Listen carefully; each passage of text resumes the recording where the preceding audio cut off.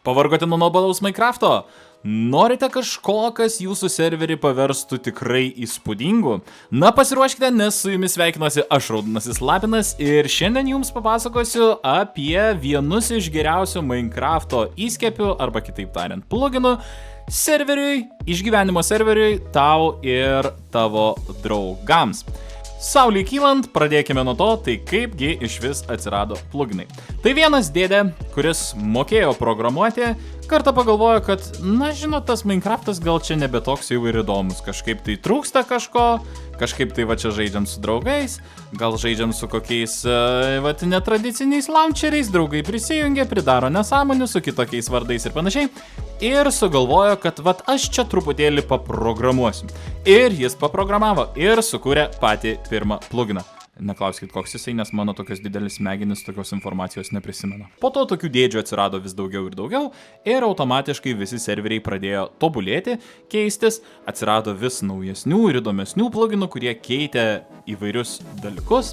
Na ir tai apskritai pakeitė visą požiūrį, kaip mes žiūrime į Minecrafto serverius, kartu ypatingai net ir tuos, kuriuos žaidžiame tiesiog su draugais, ir visus tuos didelius Minecrafto serverius. Tai kamgi mums reikia naudoti tuos pluginus? Na, pluginai išties labai stipriai pagyvina mūsų patį žaidimą, nes galima prisikurti įvairių įdomių dalykėlių ir subtilybių, kurių paprastas Minecraftas dėja, bet neturi. Pavyzdžiui, galima susikurti tam tikrą parduotuvę. Ir būtent tai parduotuviai sukurti mums reikalingi įvairūs pluginai, kad tokiu būdu galėtume vystyti kažkokią tai serverio ekonomiką ir panašiai. O tai jau yra papildomas žaidimo dalykėlis, sakykime, naujovė, kurios, originalus žaidimas neturi. Kitas dalykas, sakykime, vėlgi labai yra pravartu, jeigu jūs darot vadinamą roleplayų savo serveryje, turi tam tikras rolės, tai vėlgi pluginų pagalba yra tokių pluginų, kuriais galima susikurti darbus. Ir pavyzdžiui, tu gali būti kirtėjas arba, nežinau, koks medžių pjovėjas. Tai visi šitie tokie atrodo iš pirmo žvilgsnio paprasti dalykai, labai stipriai keičia žaidimą ir, žinoma, prideda daug įvairių naujovių. Dabar aš jau ant stogo, ne? Tai kitas dalykas yra būtent apsauga. Tam, kad netyčia nebūtų taip, kad jūs pasistatėt savo namą, o draugas jį ėmė ir nugriovė, atsirado daug įvairių saugos funkcijų. Ir net nekalbant apie patį serverį, jau viena didžiulė saugos funkcija buvo, kuri dar, turbūt ir dabar gal yra net naudojama. Tai tiesiog pluginas, kuris leisdavo susikurti, tam tikrą savo paskyrą, pavadinkim, serverį. Ir, žinoma, tai vėlgi prisidėdavo prie tam tikros saugos, kad niekas kitas į jūsų kompiuterį neįlys ir neprisijungs ir nepridarys kokių nesąmonių. O taip pat, žinoma, dar atsirado ir papildomas vadinamas X-Tray. Tai irgi anti-X-Tray tie vadinami pluginai, kurie neleidžia tiesiog žaidėjams ten su kokių resursų paketų išsijungti visas šitas žemės ir akmenis ir tiesiog matyti, kur yra deimantai ar, nežinau, kokie auksas ar dar kas nors labai vertingo. Taip, nes žaidėjai mėgsta sukčiauti ir tai yra tikrai nepaslaptis. Tai vėlgi turim pluginą, kuris mums padeda, kovoti su tokiais nedorėliais. Paskutinis dalykas, dėl kurio labai aš jau vėl kažkur kitur naudoti pluginus, tai būtent tai, kad, kaip ir pasakiau, be naujoviškų žaidimo mechanikų ir saugumo funkcijų, pluginai taip pat išties keičia visą išgyvenimą, išlikimo režimą ir, serverį paverčia tikrai kažkuo, kur norisi daugiau nei 2 savaitės žaisti. Tai va tiek. Pakalbėkime šiek tiek apie pluginus. Tai pirmas pluginas, kurį norėčiau aptarti, yra World Guard pluginas.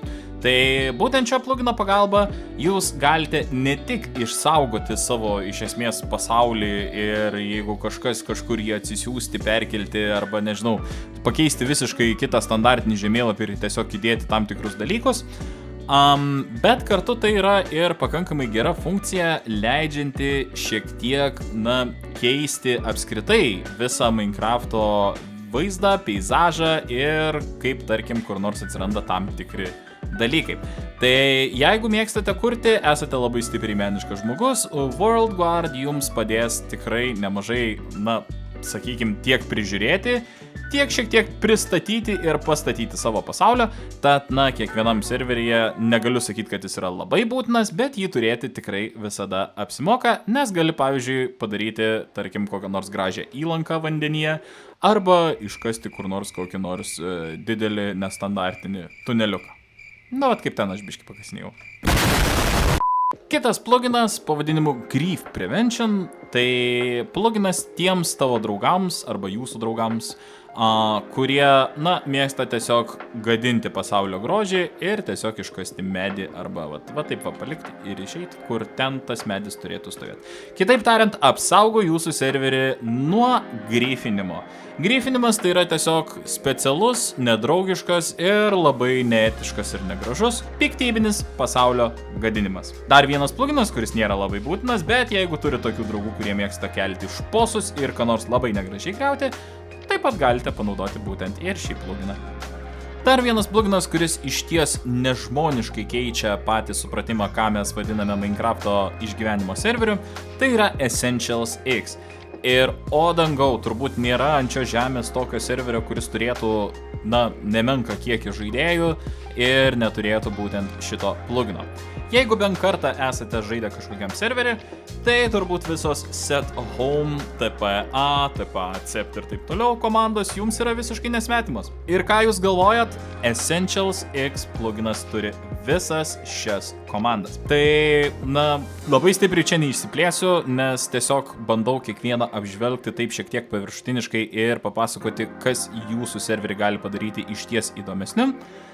Bet, Essentials X tai yra tiesiog tas vadinamas branduolinis pluginas, prie kurio tiesiog, jungiasi daug įvairių ir kitų pluginų. Ir aš visai nenustebčiau, jeigu net ir jūs savo serveryje galbūt dabar turit kažkokį pluginą, kuris būtent reikalauja Essentials X.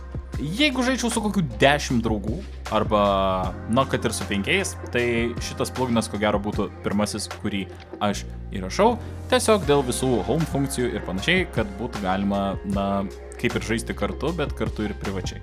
Wow, kokioje aš keistoje vietoje atsiradau. Wow! Beautiful!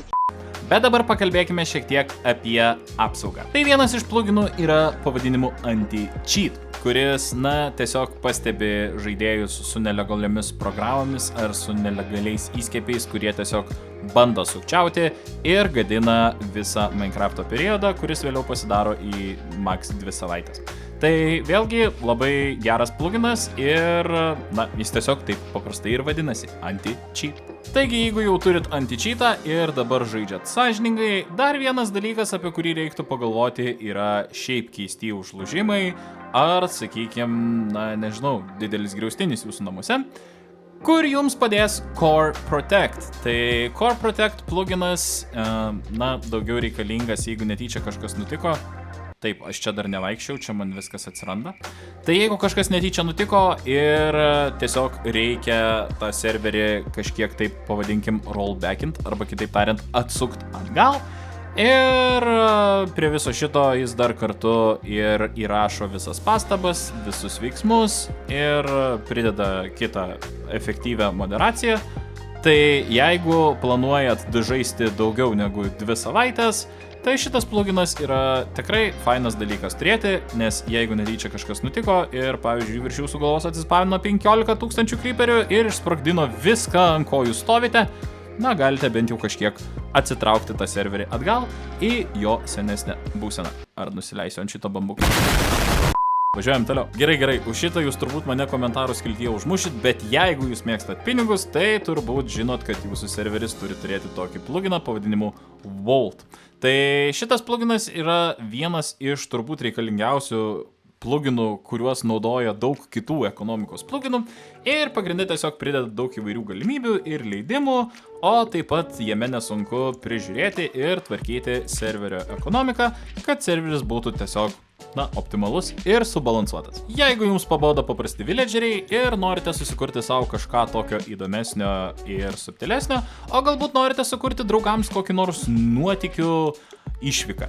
Tai pagalvočiau labai apie pluginą pavadinimu Citizens, kuris leidžia sukurti tokius taip vadinamus NPCs, nežinau kaip, tai vadinasi lietuviškai, bet, žodžiu, su šito plugino pagalba jūs galėsite šiek tiek lengviau kurti įvairias užduotis ir, galbūt savo serveryje papasakoti kažkokią įdomesnę istoriją. Paskutinis pluginas, kurį taip pat turiu paminėti, tai būtent Dynmap. Tai šitas pluginas jau yra iš tikro mano aptartas, aš jau parodžiau, kaip jis veikia. Ir tai yra išties labai nuostabus pluginas, kuris leidžia tiesiog atsidaryti visiškai atskiram, sakykime, ekrane visą serverio žemėlapį ir gyvų metu matyti, kur esą jūsų draugai. Kas čia per esą? What? Bro, what are you talking about, man? Yra jūsų draugai. Ir, tiesiog kartu keliauti, kartu matyti, kartu planuoti tam tikrus dalykus. Ir iš tikro, šiaip nesu išbandęs dar su savo draugais, bet sakiau, tikrai pabandysiu, nes, įdomu kartais pažiūrėti, kur ten koks draugas šnipinėja, ką nors toli, arba galbūt surado kažką įdomesnio, žinot, gal ten kokią vietą įdomią. Tai va.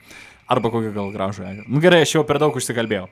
Tai va. Ir štai aš sugrįžau į savo ne visai seną vietą, bet vėl grįžau ant ledo. Tai iš ties pabandžiau kažkokią tais naują vaizdo įrašo idėją. Tiesiog pasakoju ir labai mažai rodau, kaip iš tikrųjų kažkuo tais naudotis.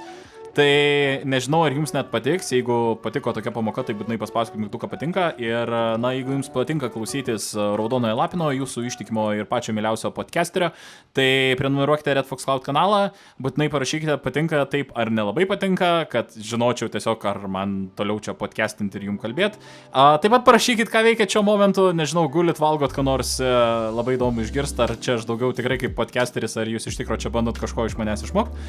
Tai va, prenumeruokite Red Fox Cloud kanalą, nežinau, jau kelintą kartą kartojuosi, jeigu mane žiūrit kur nors kitur, būtinai paspauskit širdelę ir pafollowinkit arba pasiekit Red Fox Cloud. Su jumis buvo Raudonasis Lapinas, nežinau, jau gal antrą kartą irgi prisistatinėju, tiesiog labai čia daug man visko šiandien ir sakau jums iki kitų susitikimų ir ate.